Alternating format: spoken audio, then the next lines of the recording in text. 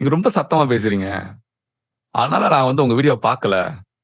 இப்பதான் ரொம்ப நாள் கழிச்சு பார்க்கிறேன். அந்த கத்துறதுக்கான அந்த ஆதங்கம் என்ன, அந்த இது என்னன்னு இப்பதான் புரியுது. லேட்டா புரிஞ்சுகிட்டேன். ஆனா என்னன்னா, ஒருத்தர்ட்ட போய் நான் ரூ. 5,00,000 குடுத்து ஏமாந்ததுக்கு அப்புறம் தான் சார் புரிஞ்சுகிட்டேன். நீங்க கொஞ்சம் அன்பா, அமைதியா பேசியிருக்கலாம். அவேர்னஸ்ல உங்க வீடியோ முதல்லயே பார்த்திருப்பேன்ன்னு ஒரு ஒரு அவேர்னஸ்.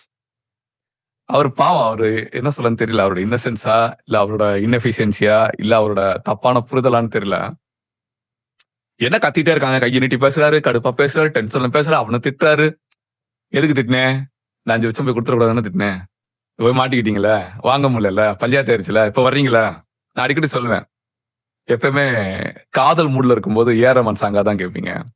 காதல்ல தோத்ததுக்கு அப்புறம் இளையராஜா சாங்கா தேடுவீங்க அப்படின்னு சொல்லுவேன். அந்த வரிகளுக்கு அர்த்தம் அப்பதான் தெரியும். அதுவரைக்கும் இது என்ன பூமர் அங்கிள், இது என்ன 80ஸ், 70ஸ், 60ஸ், 90ஸ் கிட்ஸும்பாங்க. அதுவரைக்கும் பார்த்தீங்கன்னா, சார் சொன்ன மாரி ஜென்ஸி, அந்த 2கே அப்படியே பயங்கர அந்த ஃப்ளோல இருப்பாங்க. அந்த மாரி தான் நீங்கலாம் யாரும் அடிபட்டுறவே கூடாது எங்கேயும். காசு இழந்துறக்கூடாது, நேரத்த இழந்துறக்கூடாது, உங்க குடும்பத்த உங்க மேல வச்சிருக்க மரியாதைய இழந்துறக்கூடாது.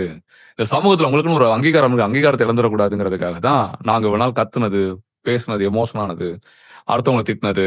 ஏன் உங்களே கோவத்த திட்டியிருப்போம், மக்களே திட்டியிருப்போம். இவ்ளோ படிச்சுட்டு அறிவு கெட்டத்தனமா வேல பார்க்குறீங்க அப்படின்னு. ஏன் ரூ. 5,00,000 குடுத்த மனிதர், அவர் ஒரு சாஃப்ட்வேர் இண்டஸ்ட்ரி, ஐடி இண்டஸ்ட்ரி. ரூ. 5,00,000 குடுத்த மனிதர் 5 பைசா கூட பில் வாங்கல.